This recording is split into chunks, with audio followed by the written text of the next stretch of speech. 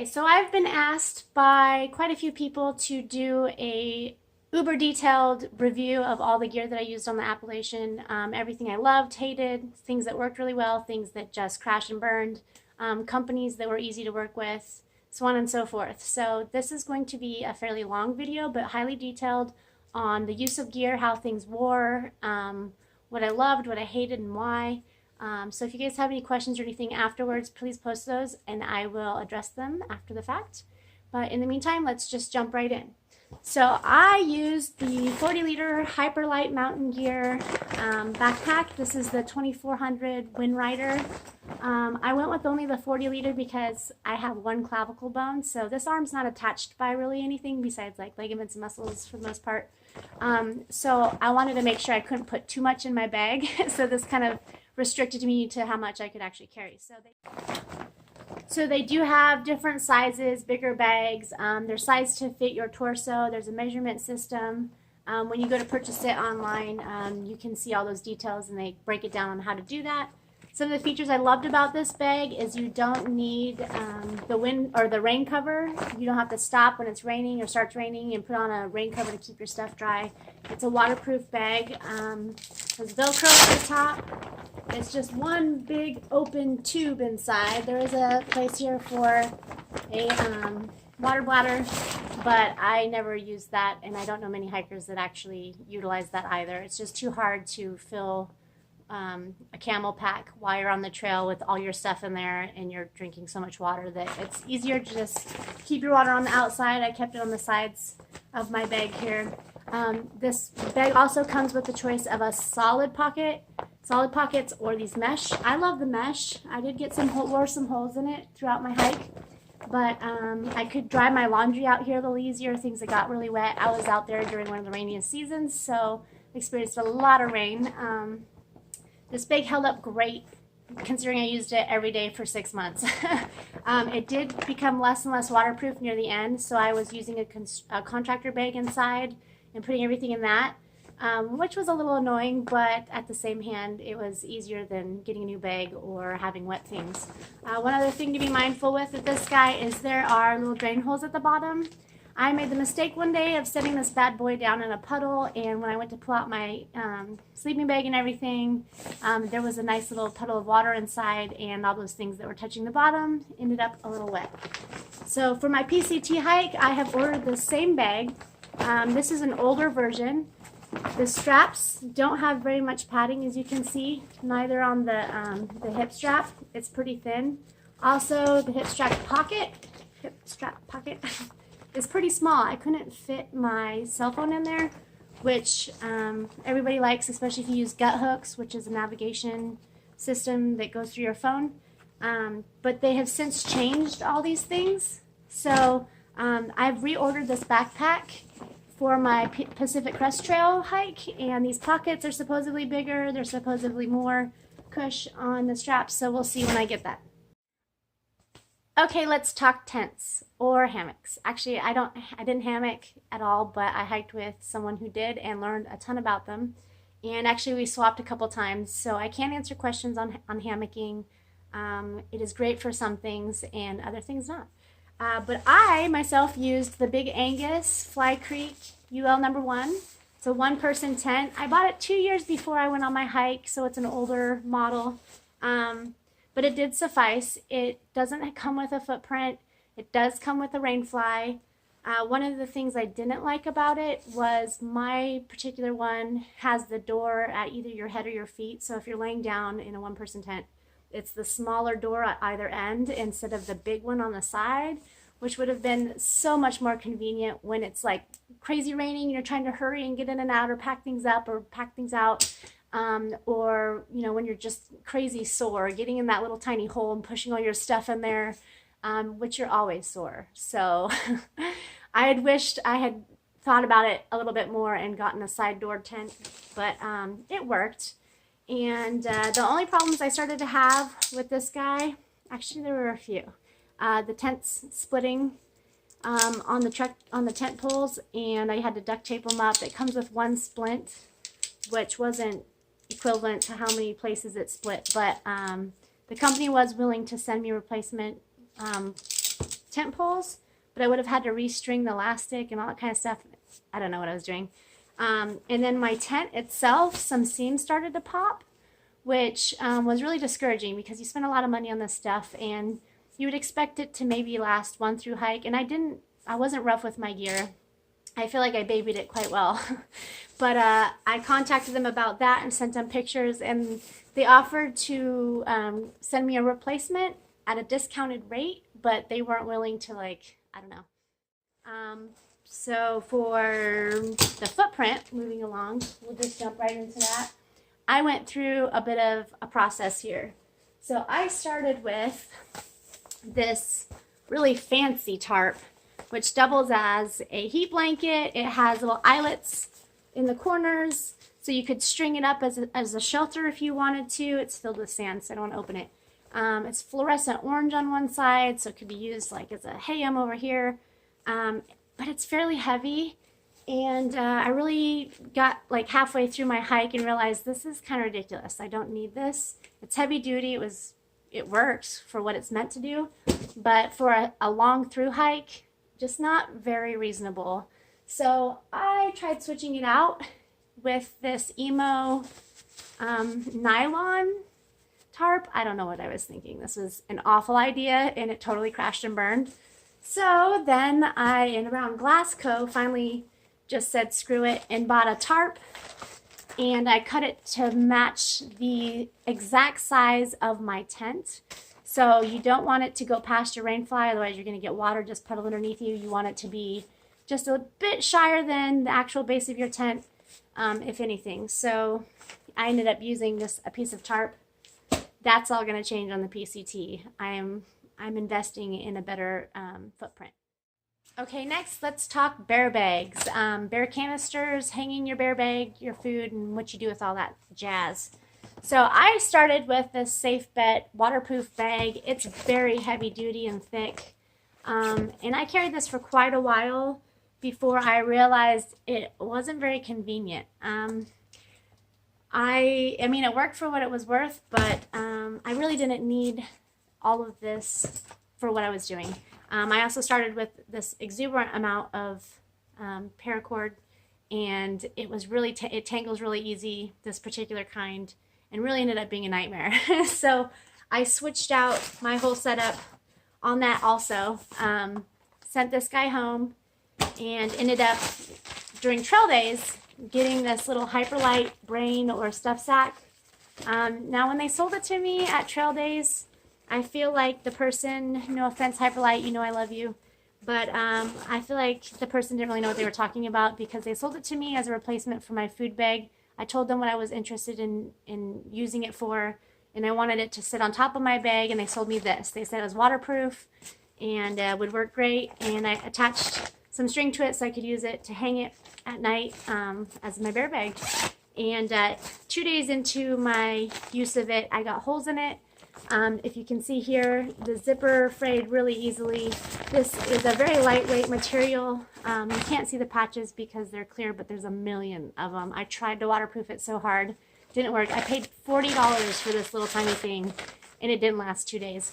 I used it, I toughed it out and used it the rest of my hike, but it was a nightmare. I would often put my raincoat over my bag just to keep this thing from filling up with water, until the point where I finally decided to just put it inside my bag and pack other things on the outside of my bag. So it caused a lot of issues.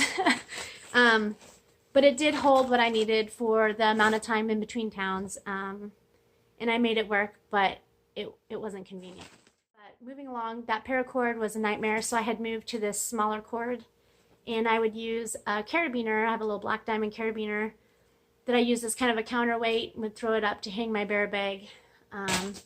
90% of the time I was hanging a bear bag. There are hikers that didn't do that as much, only because they stayed at shelters mainly, and on the AT there are a ton of them, usually about every 10 miles apart. There were stretches where it was further or none, but I'd say a majority of the trail you can find shelters. And at those shelters there's usually bear hanging cables or bear boxes where you can just easily throw your stuff in a bear box that locks with all the other hikers' food. Okay, next let's talk shoes. So camp shoes first. I started with these heavy Adidas flip-flops because I thought it's kind of funny looking back on the things that you reason. That these would be a way better option during the cold weather, so I wouldn't have the like Ninja Turtle toe, you know, with a pair of sandals. And then my plan was to have these Oli recycled material flip-flops sent to me once the weather warmed up.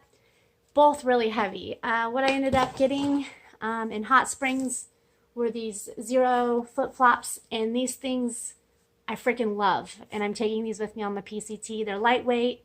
They adjust your foot. They were great for river crossings, whereas you could imagine this is going to do you no good. I could wear them in town. They dry quick. There's not a lot of material to them. They're comfortable. Some people even hiked in them.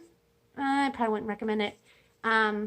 But these were definitely my camp shoe of choice, and I highly recommend them. They're about $80 a pop, but I mean, they lasted me since Hot Springs, North Carolina, all the way to the end of my hike, and I plan on using them again on the PCT, so we'll see how long they actually last, but I mean, I used them every day. So those were my camp shoe situation. I started with Salomon's. Yes, I have all my shoes still. I don't know why I saved them. Maybe just to share with you guys. I started out with Salomon's. These were the Salomon X Ultras. I loved these things. I had these a little bit broken in before I started the AT, so I didn't start with a brand new shoe, which I thought would benefit me, and I think it did. However, I underestimated how long these were going to really last, so you should never really wear any of your shoes past 500 miles, and I didn't really know how many miles I had on these beforehand. Ooh, look at that. Sparkly trail leftovers.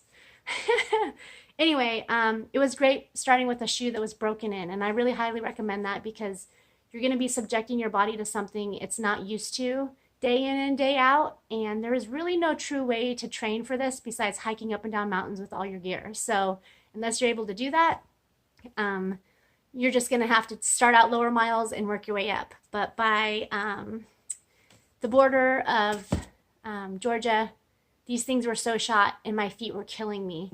So I bought some Las Sportivas, and these things are the most comfortable shoe. I swear to God, they were awesome. I wore them well over 500 miles. I got a little bit of wear and tear on them. The only thing I wasn't really happy with is I felt like the tread that they have on them, this rounded tread, really didn't help me in a lot of situations. I found a lot of times I'd be going uphill and my foot would slide out from under me. That's so frustrating when you lose your inertia like that, especially when you're already exhausted. It just takes so much out of you. So I got really frustrated with the traction on these guys. However, they held up fantastic and they were super comfortable. So I wouldn't be opposed to using them again, but I did end up going back to Salomon's. So this was not actually my third pair of shoes, as you would think. I had some O-boats that I tried in between, and those things lasted me 40 miles before my feet were just wrecked in blisters. They were heavy. They didn't bend well. I couldn't do it. So I got off in, where was I? Somewhere in Virginia, and went and bought a pair of these. I found these at a little outfitter. They're the XA Pro 3D, and great little shoe. I liked that they had the reinforced toe. The only thing I hated about these, there's some little ortho inserts. And one thing I want to warn, if you use these and you get in water, don't wring them out because it'll ruin your insole. When you put it back in, they're going to start bunching. You'll take a few steps, it bunches. A few more steps, it bunches again. It'll drive you insane. Yes, I experienced that. Now, Salomon is a solid company, and I called them and told them this. And without missing a beat, they sent me a brand new pair of insoles. No question asked. I didn't have to mail anything back. They just helped me out and were freaking awesome about it. So I love Salomon. They're super helpful, super friendly, and they'll take care of you. So, okay, let's talk trek poles now. I use the Cascade Mountain Tech trek poles, and they're like $45. You have different options, feature options. You can get either the cork or the synthetic grips. I recommend the cork, personal preference mostly, but I just feel like you have a better hold when things get wet and slimy than the synthetic. I used every part of this trek pole. Going uphill, I used the lower part. A lot of times when I was really tired, I'd rest my hand in here and hold on to this lower knot, which is really comfortable. Other times I would hold on to the top and drop them down a little lower and use them. You know, your arms get tired of doing the same thing over and over. So it's nice to have the different ways of holding them. Another feature these guys have is the snap. You know, you can adjust the height by this little snap, which worked great. And even with the little tightener being broken, they still worked great. This trek pole made it the entire Appalachian hike. I did break my poles twice. So I ended with one trek pole because one of them I broke right here and I got it replaced, this lower part. And then another time coming down Moosilauke, I just like fell and snapped it completely in half. But these things saved my life numerous times. And the time I slipped and scuffed up my knee really bad, I wasn't using these. And if I had been using them, I probably wouldn't have fallen. So I highly recommend trek poles. I know there's some people who think, oh, I don't need those. Balancing on logs when it's just water and mud and you don't want to tromp through that, you're going to want some trek poles to help you like navigate those areas. I'm really thankful that I had my trek poles, that Cascade makes a solid product. They're carbon fiber, so of course if you put your whole weight on it and get it caught in between a rock, chances are it's probably going to snap. That's not a design flaw. They're saving you. So I suggest having face savers.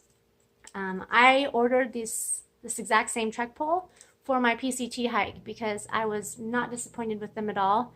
Regardless of my little snide comment in one of my videos in New Hampshire after I had broke my one in the whites, someone made a comment about me like be nice to them. They lasted you this long. I was just playing. I love them and am going to continue to use them. So needless to say. Next topic, let's talk sleep situation. So there are a lot of different sleeping pads out there, and I watched people go through a lot of different sleeping pads. This is one thing I really didn't have any issues with because of my selection. I would like to think was right out the chute. So I used the V-Static full-size inflatable sleeping pad.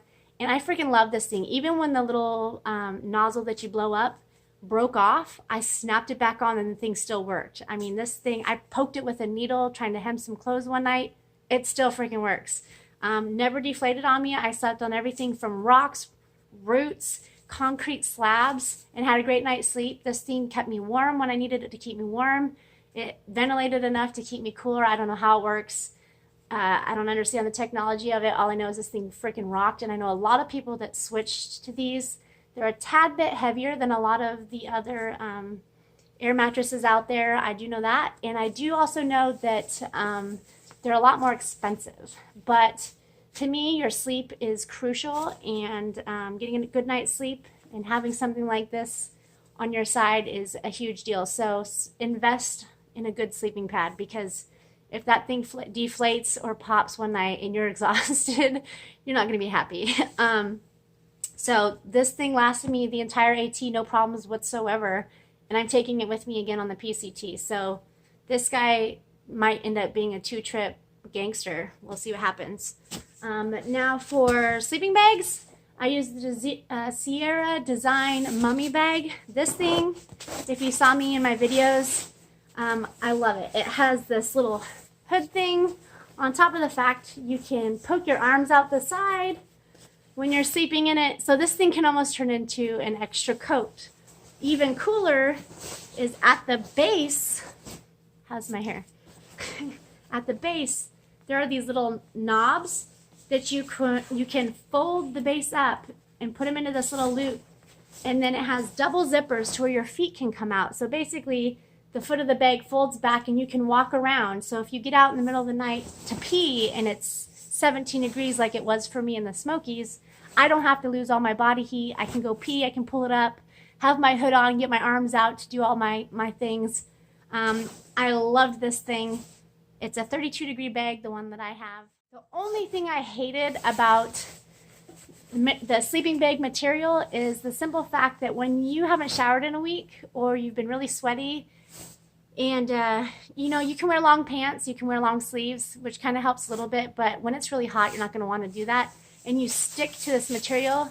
I really wish a company would come out with this bag basically with like a thin fleece or polyester like inside lining. So if there's anything like that out there, I would recommend that. So all of these features with like a nice cloth inside instead of this silky smooth material inside. I had also tried for a while a sleeping bag liner to try to aid in the situation of sticking to the bag and keeping your bag a little cleaner. My sleeping bag is down, so it's not as easy to wash. You need tennis balls whenever you wash a down sleeping bag to keep it fluffed so it doesn't get ruined, and which is a challenge out in the middle of nowhere. So I had purchased this. It was a little extra heat for me and so on and so forth. It's just basically a cotton tube. Maybe it's not cotton, it's probably polyester. I don't know what it is. That goes inside your sleeping bag and then you go inside it. This thing was annoying to me, but that wasn't the only thing I used. So I am a girl and I get cold easy.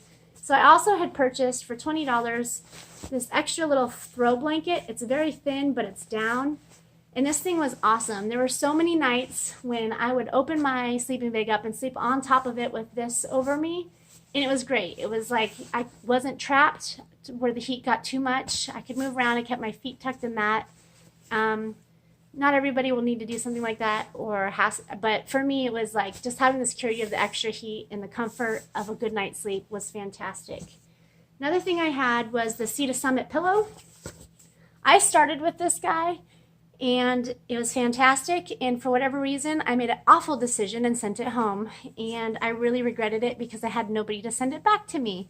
So this time I'm taking it with me and not sending it home. Again, reiterating, sleep is a big deal when you're exhausting your body so much and hiking, and you need to get a good night's sleep, and anything that can accommodate that to me is worth it. This does not take up much space. It's a no-brainer. So definitely keeping my pillow this time.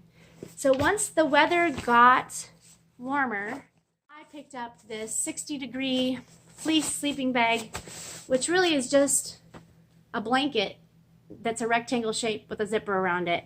And I don't know if it was the most conventional way to go, but I hadn't pre-purchased a summer bag before my hike. So I needed something because my 32 degree got unbearable when I was like in Maryland and it was like 107 degrees.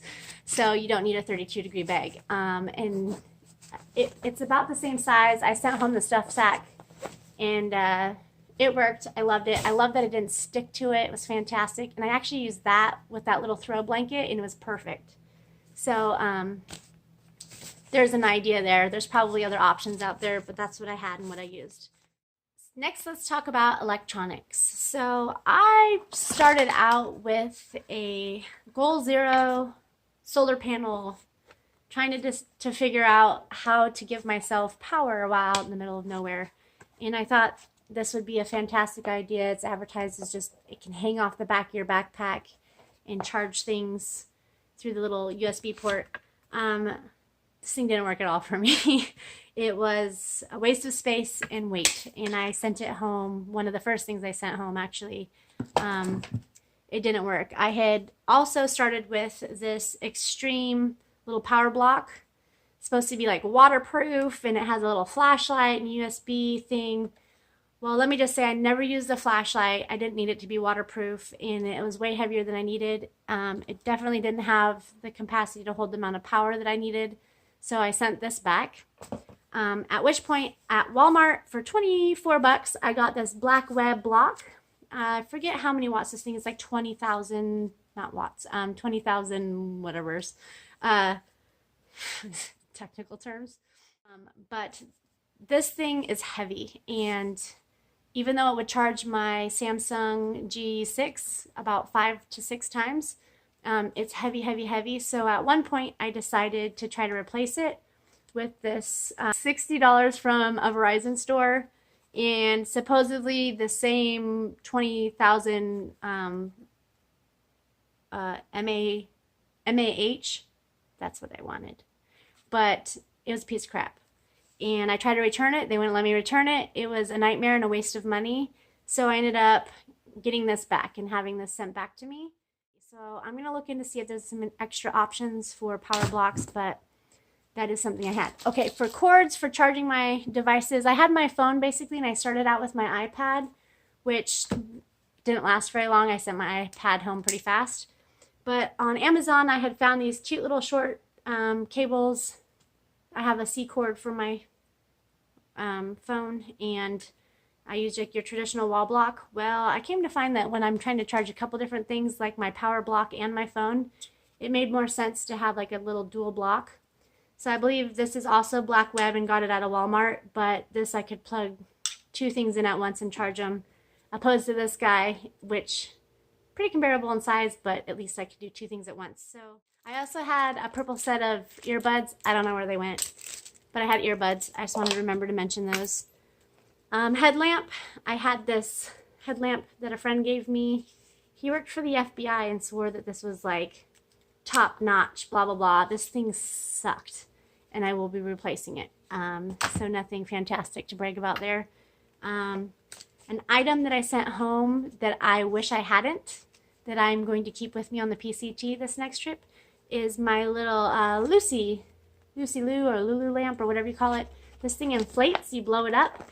It sits on the back of your backpack. There's little solar panels here, and it's a light, and it moves around, and this would have been so handy in so many different situations, but yet I didn't give it a good enough chance and sent it home prematurely.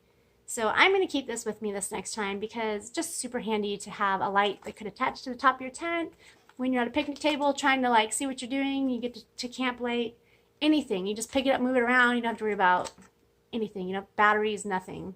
So love this thing. Gonna keep it with me. All right, let's get into water. So I started out with the Sawyer Mini, which is this little guy. It just screws on top of either smart water bottle. It fits on most water bottles, or it comes with one of these bags. Now these bags suck. I'm not gonna be nice about it because they do. They split right here constantly. You can't see inside them, which really sucks. It really helps to be able to see what you have in there and what's going on.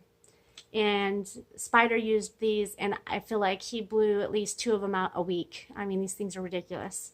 So he had to constantly carry extra ones. I just stuck with the water bottles where I could just dip it into the stream, put this on, I could drink straight out of it this way, or I could filter it into another water bottle and just have a clean water bottle. I thought that was more convenient. There is the Sawyer Squeeze, which can do the same thing. It can go into a water bottle, squeeze it through, drink through it. This is heavier than this guy. They both filter about 100,000 gallons or something like that worth of water. So you're not going to need to replace them as long as they last the whole time. The difference is with this guy, the Sawyer Squeeze, especially if you use the bag, you can fill up a lot faster. You can process water a lot faster. I wasn't really in a hurry and cared much about that. I was more concerned with weight. So I stuck with the Mini until this top part. If you watch one of my older videos, you'll see when mine fell apart. And Spider at that point had thought that he was no longer going to hike any further on the trail, so he had given me his Sawyer to replace it with. But it was only because I couldn't find any place along the trail that sold more of these. If you watched my very first and second video, the very first disaster I had on the Appalachian Trail was I had no way to filter water because my Mini was missing that little plastic rubber O-ring inside. Now throughout my hike, that thing would get wore out, disappear a million times, and for whatever reason, Sawyer does not sell those separate, and if they do, I haven't found it yet. If you know of where they do, let me know. I would love to know. I would oftentimes find them in hiker boxes where people had like trashed whatever, and I'd pull them out of the bottom. They use the same O-ring in both Sawyer containers or filters, but I always kept extras with me. When I could find them, I'd snag them. Both these filters come with a backwash system. On the AT, I did not carry my backwash system. I ditched it in a hiker box, and every time I needed to backwash my filter, I would basically do it in town, find a hiker box, and there always seemed to be one of these in one of the hiker boxes. So, okay, next topic, cooking utensils. So I, off of Amazon, had found this trusty little pot. I've since seen it on there in all different colors. They come in a set, different sizes. They usually have a handle. I lost my handle somewhere before my AT hike even, so I didn't have it, but this brand was super cheap. I'm going to actually post it down below because I can't remember the name and I have to look it up. But I use this in campfires and everything, and it worked fantastic. I don't know what brand Spider had, but his like warped from the fire and so on and so forth. And I don't know what these handles are made out of, but they would not melt. So they were pretty epic, and I love my little pot, and I'm going to use this same pot on the PCT. If it ain't broke, don't try to fix it, right? Besides missing my handle, but I'll rig something up. I had used a piece of foil before. For a spoon, I had Light My Fire titanium spork, and isn't very conventional if you like mountain houses because it's short, so it doesn't get into those bags. And when I did have those, I usually end up with food all over my knuckles. But I don't know, it worked for me. I'm not going to change it. I'm not really rich, so I couldn't afford very many of those mountain house meals anyway. So most everything I'm going to be eating is going to be out of my pot. So sticking with my titanium spork, this thing worked great. Had no issues, didn't fall apart, couldn't.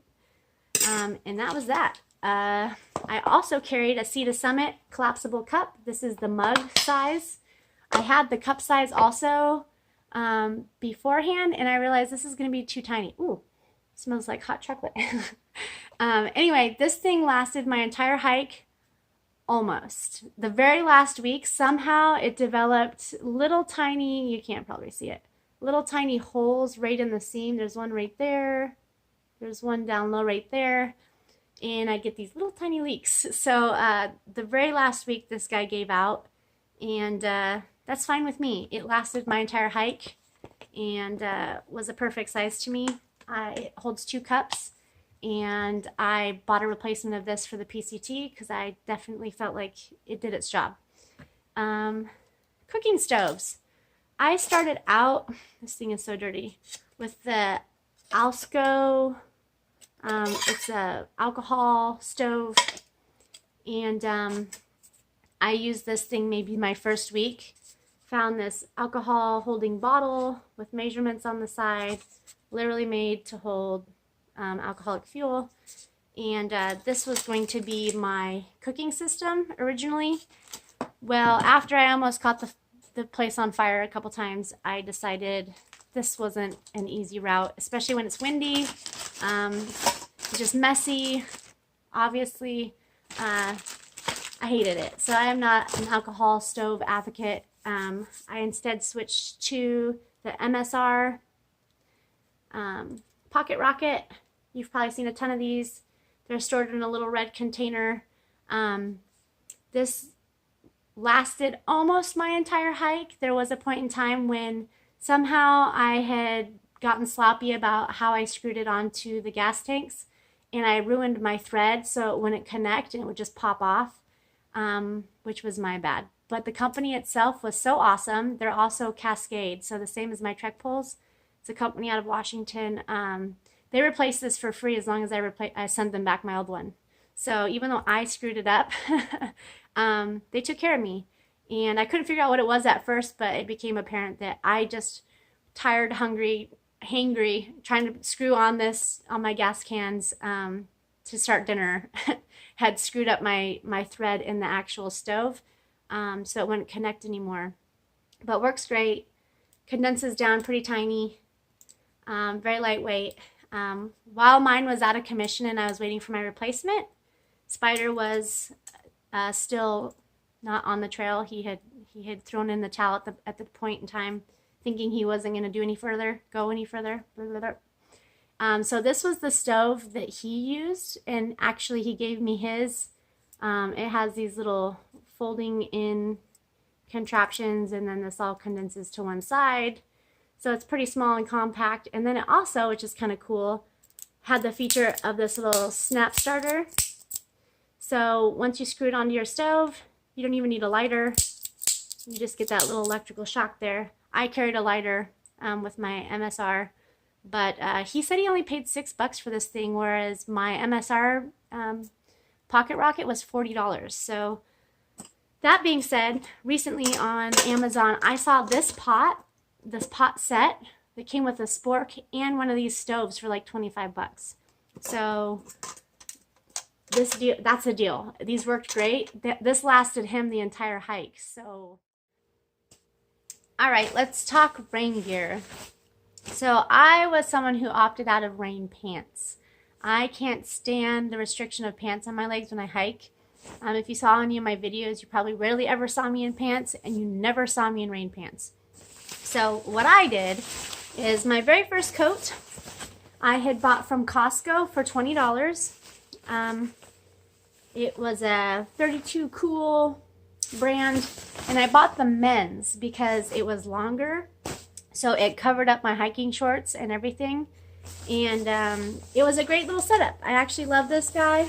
However, my coat eventually became not waterproof because of washing it, but it just stunk so bad I had to attempt it, and that's when things went downhill. That thing lasted quite a while. It was great. It fit over my puffy. It did its job. So anyway, when that guy started to crash and burn, I bought this Marmot raincoat, and lucky me, I got a defect. So the inside on both shoulders, for whatever reason, started to give way, and in the whites, I almost got hypothermia because I was unable to keep my torso dry. And I don't mean like just sweat dry. I mean like I was soaked and it was freezing and it was really scary. And Mara is really good company. They would have replaced this if I had been in an area where I could have. But needless to say, that didn't happen. I was able to finally get back into town. There was a really scary, I have a video on that day. I hunkered down that was also a day that my backpack leaked. So a lot of things did not work out for me, and it was a really scary day. But once I did finally make it into town, I replaced it with another Marmot coat. This was a Gore-Tex one, a lot more expensive. And this guy lasted me the remainder of my hike and did awesome. Also a men's. I like the men's because it was longer and kind of multi-purpose for not having rain pants. Your feet are going to get wet anyway. That's kind of a little side note. Trying to have Gore-Tex shoes or waterproof shoes is really not a smart idea on these longer hikes. Maybe a week hike or a day hike. There's some sense to them. But when you're out there and your feet are constantly getting wet, if it's raining, you're going to be walking in buckets of water. Your feet can't air out properly. Your shoes take longer to dry. So I highly recommend not buying waterproof shoes. Poncho. So at one point I had bought this little poncho that could double as a tarp, and it goes over you and your backpack. And I had considered swapping this out at one point with this thing. I had bought it before my hike, but then I met other hikers that used the ponchos for raincoats, and they hated them, especially when I was like, when the wind starts blowing and you have one of these poncho raincoats, you're going to get soaked anyway. These do not do well, and people who own them and use them were pretty miserable and ended up switching them out. So I don't really recommend it because when you get on those mountaintops and the wind's blowing, they're not going to do you any good. You need something that's kind of held on to you and can protect you from the wind also. I feel like one extra vital use of rain gear, your raincoat, is to protect you from the wind, and there's a lot of it. I experienced a lot. Let's get into some warmer gear stuff. Columbia Omni Heat puffy here. It's synthetic, even though it was sold as being down. Actually, I was happy it ended up being synthetic though, because it was easier to wash. I wash this thing all the time on the trail. I've got all my fun patches on here. One of my favorite features of this coat, if I can get it out here, is it has the little extra, oh, well, that's not supposed to be there, but little thumb hole to keep your hands in, so it kind of locks all your heat in there, and gives a little extra layer for any rain or snow. It doesn't have a hood. And actually, I realized I like the fact that my coat doesn't have a hood, because I kept with me a beanie, and you could probably find a lot lighter beanie than this one. Mine had some awesome fleece lining that goes around the ears and everything. It was really cozy. But there were a lot of days when I'd hike in a t-shirt and shorts, but was so cold from the wind. And so it was nice to be able to put a hat on and not have to put my whole entire puffy on. So just being able to be versatile, to take and put on a hood or take it off when you needed it. I'd sleep with my hood sometimes, but obviously didn't need the heat of my coat. So I think there's plus and minuses to having a hood. But I personally, after just experiencing the whole thing, I felt like it was really nice to have those separate and able to use the hat when I really wanted it and not having it attached to my coat. Kind of just eliminated the weight and, you know, utilized it in other ways. Hat-wise, since we're on the topic, one of my heaven sent items that I picked up while on the trail was this little guy. I got it off of Amazon, and it became a point when the bugs on the trail were insane. And the little gnats just want to go in your eyes. And then there's the mosquitoes and the flies, the black flies buzzing all around you. So this little guy has a net that folds up into the hat part of it. So you can use it as either a sun visor, or if the bugs are attacking you, and there's some pretty hilarious videos of the bugs swarming me and using this thing, and I'm talking trash because they can't get to me. But basically it goes over like this. This thing helped me keep my sanity, and I highly recommend it for the summer months. You won't need it during the winter, so it's not something you're gonna have to pack around the entire time. Let's move on to another topic. Gloves. So I started with some sealskin waterproof gloves. These things I feel like saved my fingers in the Smokies when it became a blizzard and hiked up in the rain. Everything was wet, and then it dropped down to 17 degrees and everything was ice. And I would have been iced too if it weren't for these bad boys, because not only did they keep my hands dry while it was raining, but once the temperature dropped, it kept them warm. And I mean, to do anything with frozen fingers is really frustrating. And when you're tired and hungry and hurting, the last thing you want is to not be able to function. So these are really expensive. It's a sealskin. I think they're like $60. Maybe that's not really expensive. I may have paid more for them than that. I don't remember. But definitely going to use these again. If you ever watch Dixie, she talks about getting through like Snoqualmie Pass area, and that's where my hometown is. It's a pass, and it's cold and wet and rainy and windy. And one thing she wished she had was some waterproof warm gloves. I wish I would have known. I would have hooked her up while she was through there. But anyway, I highly suggest those. I had sent those home after it started to get hot and had no way to get them back. So I ended up having to buy another pair of gloves while through the whites. These are Cirrus? I don't know. You can see there. And they're waterproof. They worked. The only thing I didn't like about them is that there's a separate lining inside. And when my hands were wet and pulling them in and out of the gloves at different point in time, it pulled that inner lining out. So there was a point in time where I couldn't get my fingers in there, and I was battling them, and really frustrating. So I probably won't use these again, and I'm going to stick with my sealskin because they're awesome. All right. Now we're going to get into clothing. So camp clothes. I really didn't start with any camp clothes. I thought I did, but I don't know what happened to them. So anyway, I ended up picking up a cheap pair of shorts and this infamous pink shirt, which, you know, I went for price on things. I wasn't trying to find the right colors, which I don't really care. But I got, for $5, I got this outfit at Walmart, and this is a really smooth material. It's not even cotton. And I ended up loving this shirt. I used it. I ended up at the end sending home my tank tops I wore daily hiking in because it started to get colder. I sent those home and used this to hike in at the very end. This is what I summited Katahdin in, and it worked great. So these little shorts, kind of humorous, kept losing so much weight. Everything kept getting smaller. I had started with a pair of shorts that you could cinch up on the sides with strings to make it into like a bathing suit. I don't know why I thought I'd need that. Or make them shorter or longer maybe for chafing. But I soon outgrew those and switched to a hiking skirt.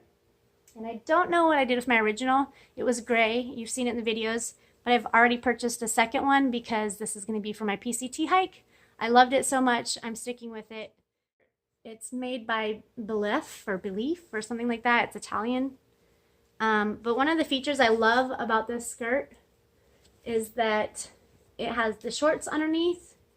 They're kind of a mesh material, if you can see. And there's pockets on either side, and my cell phone fit perfectly. There's also, I didn't know what it was till I bought it the second time, this little hole in the back. So you can put your earbuds through and have your phone in your pocket. So pretty fantastic. I also had a pair of like stretchy pants that were made by North Face that I totally outgrew. Loved them. Probably get something like that. They were mid-weather stretch pants.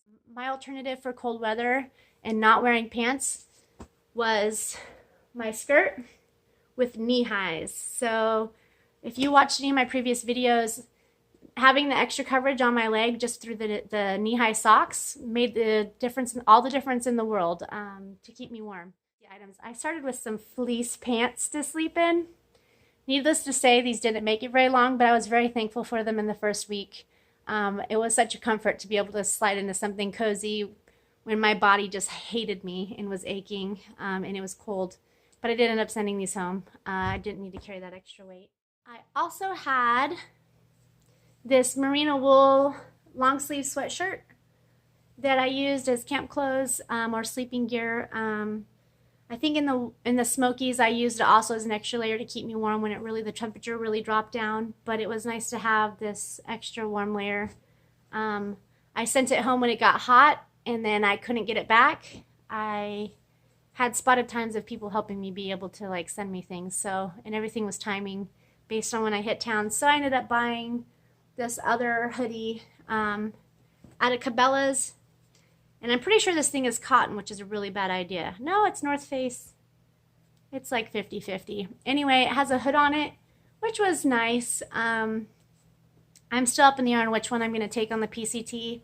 I got to put a little more thought into it. But during the cold weather, it was nice to have that extra layer of like long sleeve tank tops. And I'm sure you recognize these. These things hiked with me my entire hike basically. And barely held up throughout the hike. This one's like changed colors in places. But one of the things that I doubled these with was this awesome ButtonUp by Royal Robbins. So this is a hiking button-up that, you know, when it protects you from the sun, or it can help you stay a little bit warmer. I used this at the beginning of my hike and I loved it, and I'm going to use this again on the PCT. My 2 tank tops. I came to discover I really didn't need 2, so a little over halfway I ended up sending one of these home and just used the other. I had 2 different sports bras that I used. I started out with this big bulky Victoria's Secret one. It's like their exercise thing.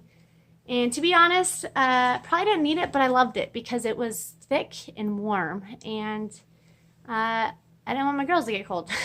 It was nice that they stayed cozy and warm, but it was kind of ridiculously heavy. So during the summer months, I swapped to this. I don't even know. This is like an off-brand I found on Amazon. One of the things I liked about it is the cut in the center is lower, which just gives more air ventilation. If you're like me and a little bit more top-heavy, it's nice to get, you know, as much air in there as you can.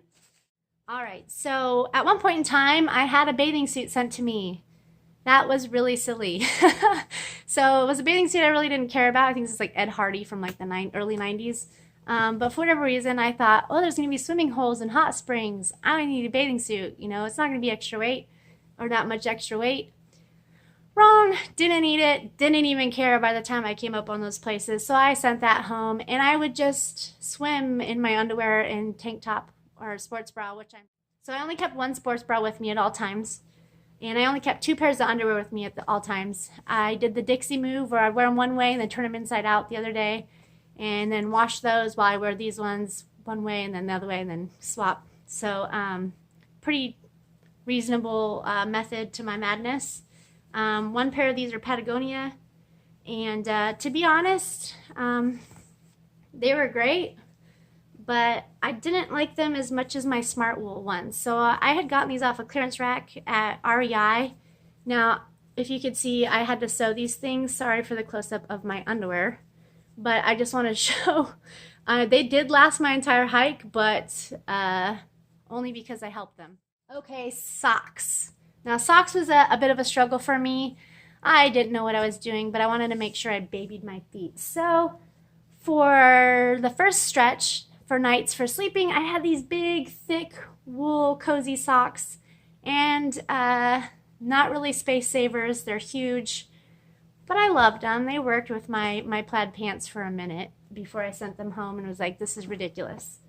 So I also had a pair of those, like the sealskin gloves. I had a pair of sealskin socks, and they're supposed to be waterproof and all that jazz, and a bad idea, just like the waterproof shoes. Sent these home right away. Waste of money. Whoops. They might be great for a couple day hikes or something here and there, but didn't end up using them. What I did use every day almost throughout the rest of my hike and absolutely loved were the notorious Darn Tough socks. Now, this company is so phenomenal that if you wear through one of their products, they will replace it for free for life. So now I wore this pair of pink Darn Toughs almost every day, every other day on my hike, and even with my knee highs, I double them up. And I don't know if you could see, but I wore off the material and you can see through it, but there is no hole there still. But if I were to wear a hole in this somehow, they will replace them for free for life. So both of these wore in the same spot, but literally no holes, and they did great. I had a pair of blue ones that I alternated them with, a little bit higher. I'll probably take these with me when I'm in the Sierras and PCT because of snow. But the hot weather, I liked the lower ones, and I matched them up with a pair of Gaiters that went through the ringer, but my Gaiters are not Dirty Girl. They're some other brand. I'll put it on there. And they held up pretty well. I had to sew them also together quite a few times, but I just didn't feel like I needed to invest $30 in another pair of Gaiters. So I just kept mending them. I lost the hook on one and then found a hook in a shelter and sewed it back on. At one point I had even sewed on a paper clip. You can see a video of me doing that also, but this is what the original hook looked like. I still had it on this one. But I mean, they held up, and if you don't know what Gaiters are for, these things are fantastic, and I highly recommend them. They keep pine needles from getting in your shoes. When it's muddy, they keep your socks from getting all muddy. They keep the snow. They help protect your foot from the rain a little bit more. If it's just a quick rain, there's so many things. They keep ticks and bugs out of your ankles and your socks. You can treat them with the permethrin and so on and so forth. So I highly recommend Gaiters. I think I'm actually going to make my own for my PCT hike instead of purchase some, as odd as that sounds. But I had that idea while on the trail and met this really cool guy named Voyager, and he had some cool ones that he had patched together, and I had just talked about it before, so I saw that as a sign. So I'm making my own Gaiters this time. Moving right along, I had started out with these knee highs to help keep my legs warm on the colder days, but my calves got so swole I couldn't pull these up over my calves anymore. So I had to send them home because I outgrew them. I outgrew socks. So weird. So I had these Smart Wool socks that I'm sure you recognize, and they went up above my knee. I actually popped a seam out so that I could make them longer, and so they would go over my knees, and I absolutely loved them. I mean, I ran these things into the ground. I wore them every day I was cold, and then some I wasn't, just because they were cozy. I liked that extra, and you could put permethrin on them so you keep the ticks off your legs. So you've almost survived this entire review video. If you're still with me, or if you picked this up on a different day or 3 days later, fantastic. So I'm going to move into some smaller items now, one being for females solely. What do you do when you're on your period on the trail? So there are the Dixie Cups. I have even found the reusable, washable, like pad thingies that like snap around your underwear. They fold up, you can wash them, or good old tampons. I started out with this guy thinking this would be a great idea. This thing was so hard to manage, to stay clean with your hands, and you're dirty, and not that comfortable for me anyway, personally. I guess it's a great idea for not having to pack out tampons and stuff like that, but this to me was a nightmare, and I ended up sending it home. I have never been a sanitary pad type of girl. I just don't like all that in between hanging out, chilling. Sorry. If you do, great. But I thought that these would be a fantastic fix-it-all for nighttime, because the last thing you want is to start in the middle of the night and have a mess on your sleeping bag or something like that. So when you know you're getting close, I actually sent these home and then got them back. Just one. I kept one with me that I could use to sleep with at night just to be safe, so I didn't have any accidents on my sleeping bag or anything, just in case, which sounds really gross. I'm sorry, but it's, again, we're human. So wasn't going to hike in those. I think that would be really uncomfortable, but for that purpose alone, it was really handy. And other than that, I ended up using tampons, which you do have to pack out, and is kind of a pain in the ass, but you gotta do what you gotta do. All right, towels. So I started out with this really absorbent microfiber towel, and this thing's huge. I thought, oh, I'll need this and I can be cozy in it and dry off and blah, blah, blah. Well, yeah, having a towel is really, really handy, but not this big of one. Spider had one that he had cut like a little section of it, and we use it all the time. Like if we, for instance, forged a part of a river and we took our shoes off and used our sandals and then wanted to dry our feet back off before we put our shoes back on, it was nice having a little absorbent towel. We actually shared that a couple times. I didn't have one. But what I did have and use, which I really realized I didn't need a towel at all, and he probably didn't either, was handkerchiefs. These things are so versatile and you can use them for so many things. Tying your hair back, cleaning out your pots, drying off with, wiping things down. I mean, there's literally so many things you can do with these. I can't even think right now of all the different ways I've used these, but I will continue to share those little bits and pieces with you in my future videos, and you can probably see a lot of the ways I use them in my past videos while just on the trail. Sweat rags, when it was really hot, we'd tie them to our backpack straps and use them to, like, you know, wipe off. But I always had a handkerchief, and I highly recommend it. Now, little nitty-gritty stuff. I started with a big old knife because you can't take a gun on the PCT. You could have enough permits to cover the Taj Mahal, and you'll still get a minimum of 5 years if you're caught with a firearm in certain places on the AT, so I don't recommend it. So I had started with a big old knife and some bear mace. I don't feel like mace is going to do you very much good if you don't keep it around your neck or somewhere really easy to like grab. I didn't. It was like zipped in a pocket, so if a bear charged me or anything, I don't think it would have done me any good. I ended up sending my bear spray home, which was probably not the smartest thing to do, and my big knife, and switched to this little smaller cricket, which was really convenient to hang around my neck because then it eliminated that weight off my back. But again, if you're going to do bear spray, make sure you can hang it or have it easily accessible, because otherwise it's not going to do you any good anyways. Novelty items. I'm a painter and I painted a lot. I started out with these little watercolor cubes. They ended up looking like this once I was using them.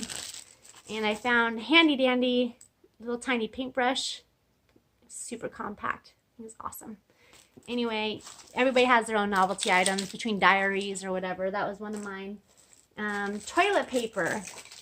Now, you can use regular toilet paper. I had some pre-rolled in these care packages, which I ended up not being able to get. But I ended up not wanting regular toilet paper anyway. What I ended up switching to, this is not what I switched to, but wet wipes that were biodegradable, bathroom orientated, 100% natural, whatever.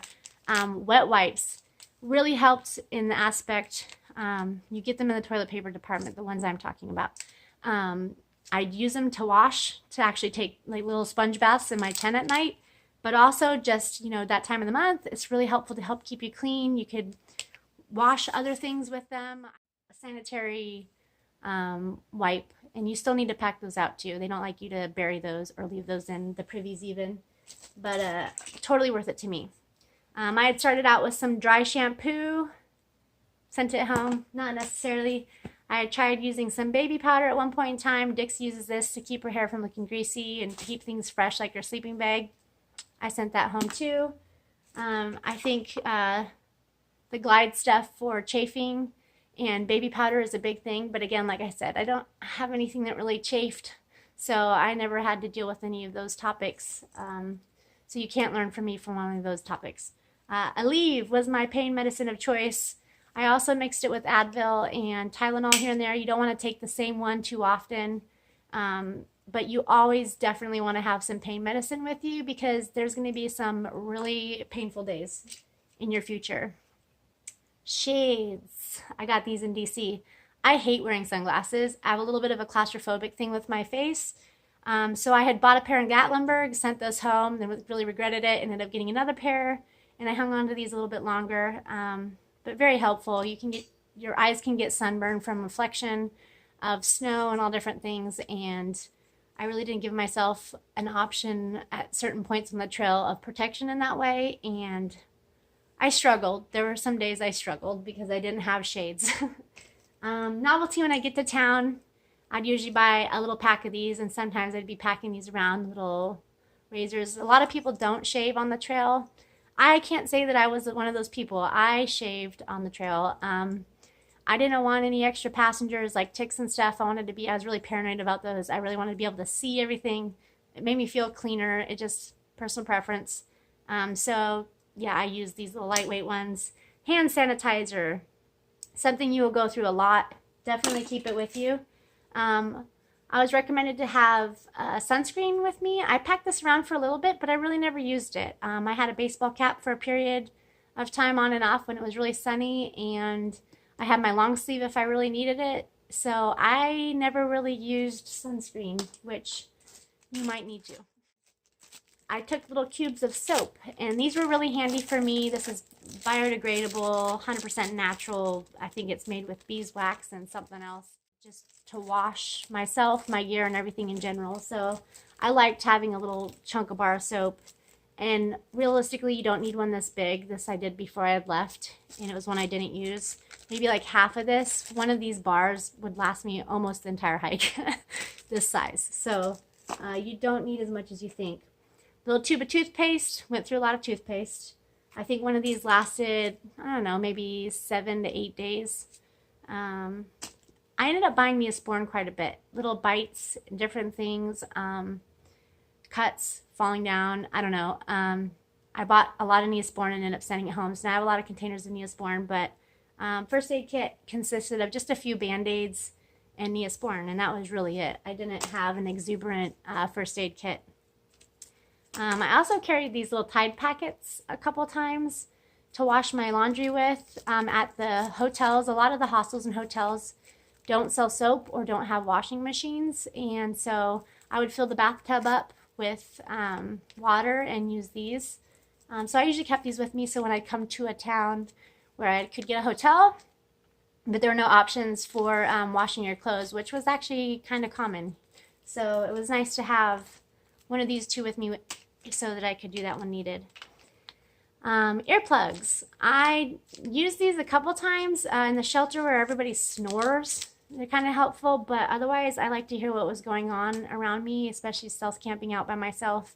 I just realized I don't want to not be able to hear what's going on. Dental floss. Great to use to sew and fix things if you need to, especially like rain gear. Dental floss is going to last a lot longer than regular string, so handy in more than one ways than just keeping your teeth clean. Fingernail clipper gear, fingernail maintenance. I kept a pair of tweezers, and instead of regular fingernail clippers, I kept a pair of these guys, which was awesome because you get like those rough patches on your feet and stuff, and you can't really clip those off with fingernail clippers. You could do your cuticles with these, all kinds of stuff.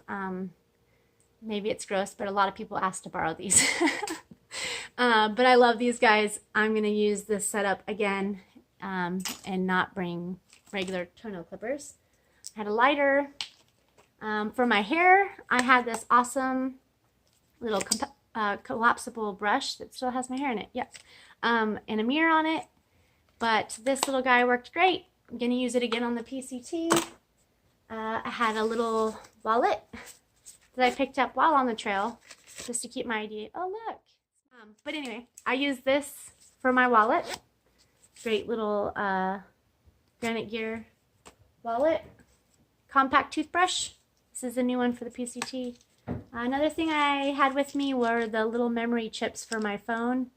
I use the Samsung G6 for all my recording, everything, my GPS, and that's what I'm using now. Somehow it survived via living in an OtterBox and me tormenting it for all those miles in the woods. Okay, other than that, hair clip and rubber bands. These were quite handy. I use traditional black rubber band. I like this little guy because I could just take my hair really quick if I started to get hot and sweaty and just really fast throw it up, keep it all off my neck. So having that option when you have long hair was really handy. So I'd get these for a pack of 3 for like 80 cents at Walmart. Some other things I went through and tried. I did the kitchen sink. So yes, I started with everything including the kitchen sink. Now, my care package originally consisted of a little bag of Epsom salt, and then I had this guy, and around the border of Georgia, when I left Georgia is when I sent this home. There's a video, you can see me using it and soaking my feet with the Epsom salt, and it was a fantastic experience, especially out there in the middle of nowhere when my feet were really hurting, but not worth the wait. So, probably won't be doing that again, but I can say I tried it. Another thing I picked up on the trail, remember how I mentioned my backpack didn't have very big pockets on the hip bands? So I had picked up a fanny pack so that my phone could fit in here and everything, and this worked great, but it was really, I didn't realize how hard this restricted my movement going up and down hills, actually uphill more than anything, but it just really dug into my stomach, and once I got rid of it again, I was like, holy smokes, this thing totally hindered me. So as convenient as it was, it really wasn't helpful. And I ended up ditching it and finding a new way with my actual, that hiking skirt that held my phone. So that eliminated that problem of trying to figure that out. These are all the Band-Aids and first aid gear that I'd started with, which was a lot of different odds and ends. I sent it all home. Oh my gosh, I think I'm almost through everything. One of the last things I have is something I tried out. I got it at Trail Days in Damascus. I ended up picking up this little Grand Trunk hammock, day hammock. These are the straps. It's pretty light, and you can see some videos of me using this. I love this thing, and I think I might take it with me on the PCT. Not 100% yet, but it's just great for chilling in and taking in the scene and not having to sit on the ground. And yeah, so I think I have covered everything. I don't see anything around me floating around. If you guys have any questions or comments, please drop them below. I'm going to do another video of the gear that I plan on taking on the PCT. If I missed anything, please let me know and I will add it in.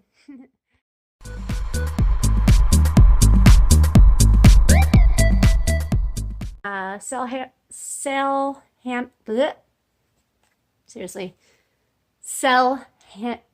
can't I say it? Helmet. Okay, I tried to replace it with the helmet. Frick!